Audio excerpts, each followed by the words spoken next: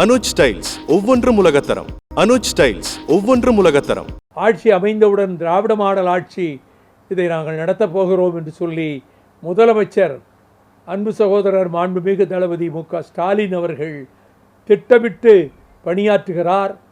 அனைத்து தரப்பு மக்களுக்கும், விவசாயிகள், தொழிலாளர்கள், நெசவாளர்கள், மாணவர்கள், குறிப்பாக தாய்மார்கள், பெண்கள், அவர்கள் நலனிலே அக்கறை கொண்டு புதிய புதிய திட்டங்களை அது வரவேற்று அந்த திட்டங்கள் மற்ற மாநிலங்களிலே நாங்களும் இதுபோல திட்டங்களை நிறைவேற்றப் போகிறோம் என்று அவர்களுக்கு வழிகாட்டுகிற இடத்திலே திராவிட முன்னேற்றக் கழகத்தினுடைய தலைமையிலான அந்த அணியினுடைய ஆட்சி மற்ற மாநில முதல்வர்களுக்கெல்லாம் எடுத்துக்காட்டாக இருக்கிறது என்பதை நான் அந்த கூட்டங்களுக்கு போனபோது தான் தெரிந்து கொண்டேன்.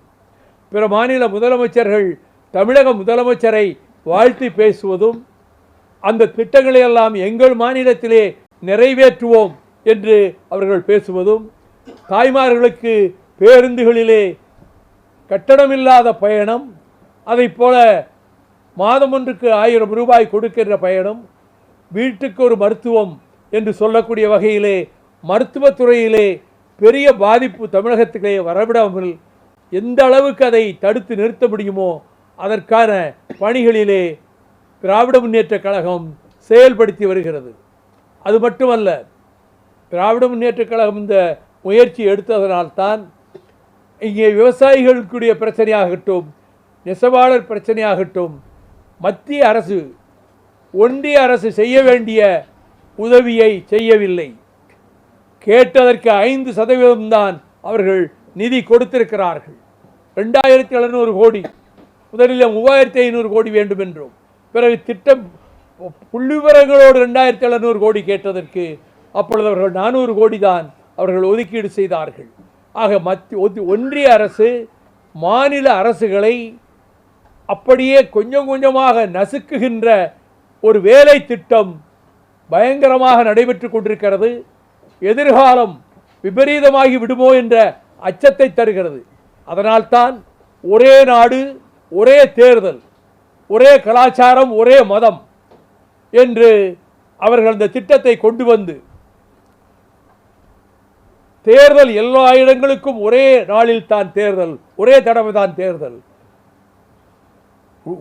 ஊராட்சி அமைப்புகளுக்கும் தேர்தல், அதே தினத்திலே தான் சட்டமன்றத்திற்கும் தேர்தல், அதே நாளில் தான் நாடாளுமன்றத்துக்கும் தேர்தல் என்று அவர்கள் அறிவித்திருப்பது ஒரு தொலைநோக்கு மோசமான திட்டத்தை மனதிலே வைத்துக்கொண்டு நரேந்திர மோடி பிரதமர் அவர்கள் இதை செயல்படுத்த நினைக்கிறார்.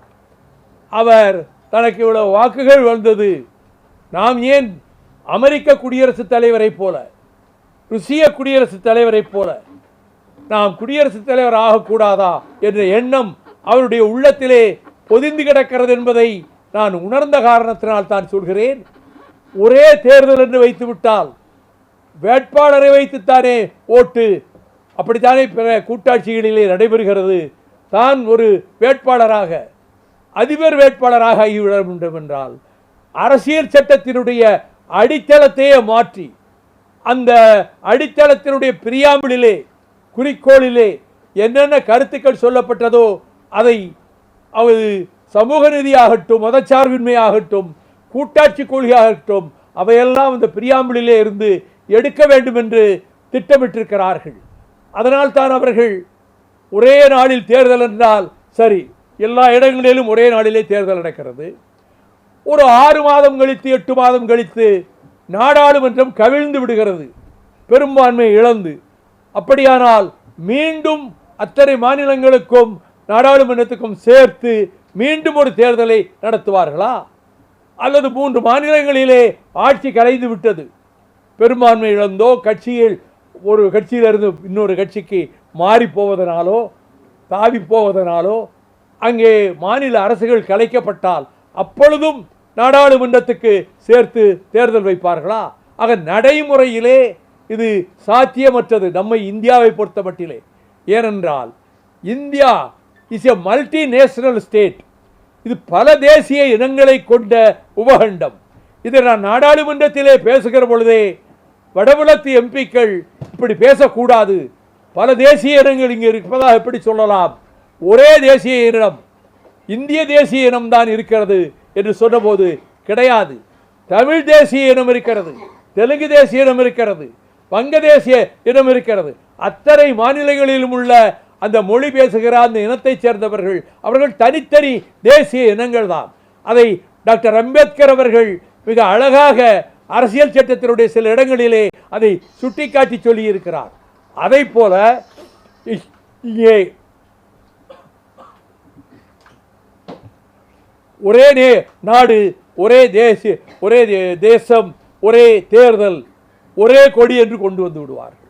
இதைத்தான் அடால்ஃப் ஹிட்லர் தொடக்கத்திலே எல்லா தேசிய இனங்களுக்கும் உரிமை கொடுப்பதாக சொல்லிவிட்டு பிறகு யூதர்கள் இனத்தையே அழிக்க வேண்டும் என்ற நிலையில் அவன் அந்த ஜெர்மனிய இனம் அந்த அவர்கள்தான் யூத இனத்தை அழிக்க பிறந்தவர்கள் என்று சொல்லி அதன் காரணமாகவே உலக யுத்தம், 2ஆம் உலக யுத்தம், மூர்க்கமாக நடைபெற்ற 2ஆம் உலக யுத்தம், லட்சக்கணக்கான வீரர்கள் பல நாடுகளிலே இறந்து போனார்களே. அப்பொழுது அணு ஆயுத பலத்தை உருவாக்கி கொண்டிருந்த நேரம் ஹிட்லர். ஆனால் அங்கே ஐன்ஸ்டைன் அமெரிக்கா சென்றதனாலே, அவரே ஒரு யூதர் தான், அவர்கள் அணுகுண்டுகளை முதலிலே தயாரித்து அவர்கள் 2ஆம் உலகப் போரினுடைய இறுதி கட்டத்தில் 45ஆம் ஆண்டில் ஆகஸ்ட் திங்களில் அவர்கள் ஹிரோஷிமா நாகசாகியிலே அணுகுண்டுகளை வீசி அந்த நாட்டை அப்படியே ஒரு பகுதியை சாம்பல் மேடாக்கினார்கள். ஜப்பான் நாட்டில் ஹிரோஷிமா நாகசாகி என்கின்ற ஜப்பான் நாட்டு இடங்களிலே அவர்கள் அச்சு நாடுகளும் நேச நாடுகளும் என்று சொல்லுகிற போது அச்சு நாடுகள் பட்டியலிலே ஜப்பான் இருந்தது. ஆக ஜப்பானிலே இந்த குண்டு வீச்சு லட்சக்கணக்கான மக்களை கொன்றவுடன் அப்பொழுது அமெரிக்காவையும் துறைமுகம் பேர்ல் ஹார்பர் அதிலே வந்து இருக்கக்கூடிய ஜப்பானிய போர் கப்பல்களை அமெரிக்கா குண்டு வீசி தாக்கியதனால் ரஷ்யா நேரடியாக போர்க்களத்திற்கு வந்து நேச நாடுகளோடு சேர்ந்து கொண்டது. அதனுடைய விளைவுகள் நமக்கு தெரியும். இப்பொழுதும் கொரியாவிலே பதட்டம் இருக்கிறது. தென்கொரியா பெரும் பதற்றத்துக்கு ஆளாகி வடகொரியா எங்கே தென்கொரியாவின் மீது மீண்டும் படையெடுத்து விடுமோ என்ற நிலைமை உருவாகி இருக்கிறது. அதேதான் உக்ரைனுக்கும் ரஷ்யாவுக்கும். உக்ரைனை கைப்பற்றி விடுவது, முழுவதுமாக ரஷ்ய பூமியாக்கி விடுவது என்று புட்டின் திட்டமிட்டு தாக்குதல் நடத்துகிறார்.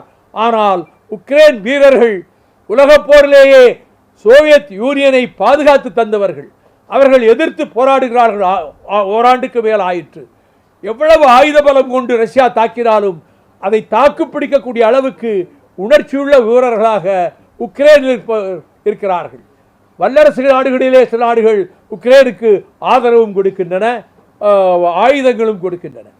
இப்படிப்பட்ட நேரத்தில் தான் இஸ்ரேல் பக்கத்திலே இருக்கக்கூடிய சிரியாவின் மீதும் லெபனான் மீதும் குண்டுகள் வீச ஆரம்பித்தது.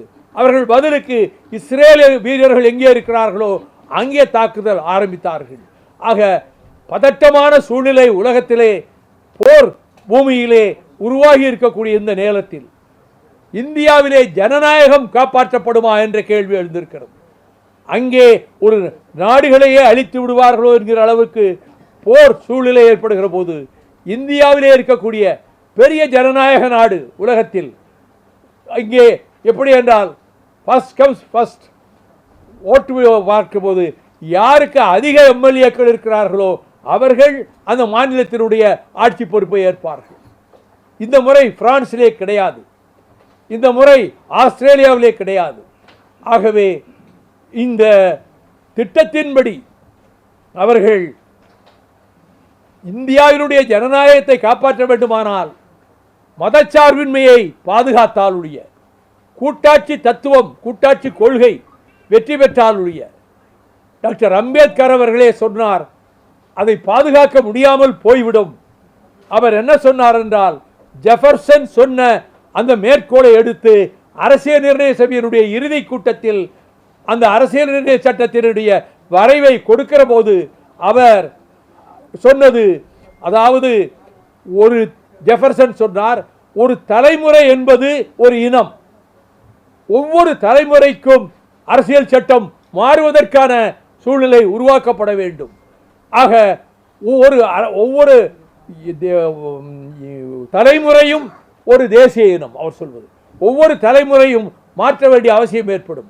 இவையெல்லாம் இறுதி நாளிலே அவர் அரசியல் சட்டத்தை முடித்து வைக்கக்கூடிய அந்த காலகட்டத்தில் டாக்டர் அம்பேத்கர் அவர்கள் இதை அருமையாக சொன்னார்கள். டாக்டர் அம்பேத்கரை நாங்கள் தானே இந்திய நாடாளுமன்ற மைய மண்டபத்திலே படத்தை திறந்து வைத்தோம் என்று புதிய தலைமுறையினுடைய நேர்பட பேசு நிகழ்ச்சியிலே நான் தவறாமல் பார்க்கக்கூடியவன். அதிலே ஒருவர் பேசுகிறார், பிஜேபி ஆதரவாளர். அந்த பேச்சுவார்த்தையிலே நாங்கள் தானே அம்பேத்கருக்கு பாராளுமன்றத்திலே படத்தை திறந்தோம், அம்பேத்கரை பற்றி பேச மற்றவர்களுக்கு என்ன யோக்கியதை இருக்கிறது என்று அவர் வாதிட்டார். எனக்கு தூக்கி வாரி போட்டது. காரணம், 1985 டிசம்பர் மாதம் நான் நாடாளுமன்ற மாநிலங்களவையில் பேசும்போது சமூக நீதியை நிலைநாட்ட வேண்டும் என்று சொன்னால் பாபா சாஹேப் டாக்டர் அம்பேத்கர் திருவுருவ படத்தையும் அறிவாசான் தந்தை பெரியார் படத்தையும் பாராளுமன்ற மைய மண்டபத்தில் சென்ட்ரல் ஹாலில் அதை திறக்க வேண்டும் என்று நான் சொன்னேன். அந்த படங்களை திறந்தால் தான் நாம் சமூக நீதியை ஆதரிக்கிறோம் என்று அர்த்தம் என்று. அப்பொழுது வைத்த படங்களுக்கு மேல் புதிதாக எந்த படமும் வைக்க வேண்டாம் என்று ஒரு எம்பி சொன்னார். நான் சொன்னேன், நீங்கள் இங்கே வந்திருக்கக்கூடிய அத்தனை நாடாளுமன்ற உறுப்பினர்களும் ஒன்றை உணர்ந்து கொள்ள வேண்டும். ஒரு ஒரு படம் அவர் படம் வைக்கக்கூடாது என்றால் அவர்தானே அரசியல் சட்டத்தை மைய மண்டபத்திலே மாத கணக்கிலே வருட கணக்கிலே வாதித்து அதை அரங்கேற்றம் செய்தார். அவர் எழுதியது, அவர் தீட்டியது தானே இத்தனை பிரிவுகளை கொண்டிருக்கக்கூடிய மிகப்பெரிய அரசியல் சட்டம். அவருடைய படம் ஏன் திறக்கக்கூடாது? இந்திரா காந்தி படம் இருக்கிறது, நேரு படம் இருக்கிறது, மோதிலால் நேரு படம் இருக்கிறது. பின்னாளிலே ராஜாஜி படத்தை கொண்டு வைத்தார்கள், பின்னாளிலே நேதாஜி படத்தை கொண்டு வந்து வைத்தார்கள். தாதாபாய் நவ்ரோஜி, சித்தரஞ்சன் தாஸ், பாலகங்காதர திலகர் என்று இவ்வளவு படங்களும் இருக்கிறது. அம்பேத்கர் படத்தை வைத்தால் இந்த பாராளுமன்றம் தீட்டுப்பட்டு விடுமா என்று அவர்களை பார்த்து கேட்டேன். ஒவ்வொரு வருடமும் நான் கேட்டபொழுது அதை யாரும் செவிமடுக்கவில்லை. ஆனால் 1989 இறுதி பருவத்தில் ஆட்சியிலே ஒரு தலைகீழ் மாற்றம் ஏற்பட்டு விஸ்வநாத் பிரதாப் சிங் பிரதமரான பிறகு, அவர் தலைமை அமைச்சரான பிறகு நான் அவரிடத்திலே நேரிலே அவர் வீட்டுக்கு அடிக்கடி செல்வேன். இந்த டாக்டர் அம்பேத்கர் படம் இன்னும் திறக்காமல் இருக்கிறது. அது அவர்கள் இதற்கு முன்பு ஆட்சியில் இருந்தவர்கள் திறக்கவில்லை. நீங்கள் அதை திறந்து வைத்து அந்த பெருமையும் புகழும் உங்களுக்கு சேர வேண்டும், நீங்கள் சமூக நீதியை காக்கிறீர்கள் என்று சொன்னவுடன் ஏற்றுக்கொண்டார். ஏற்றுக்கொண்டு 1990 பிப்ரவரியிலே அவர் அந்த மத்திய மண்டபத்தில் டாக்டர் அம்பேத்கருடைய படத்தை திறந்து வைத்த பொழுது நான் நன்றி தெரிவித்து இந்திய நாடும் குறிப்பாக ஒடுக்கப்பட்ட மக்களும் ஜனநாயகத்திலே அக்கறை உள்ளவர்களும் விபி சிங்குக்கு கடமைப்பட்டிருக்கிறார்கள். அவர்தான் டாக்டர் அம்பேத்கர் படத்தை மைய மண்டபத்திலே திறந்து வைத்தார்.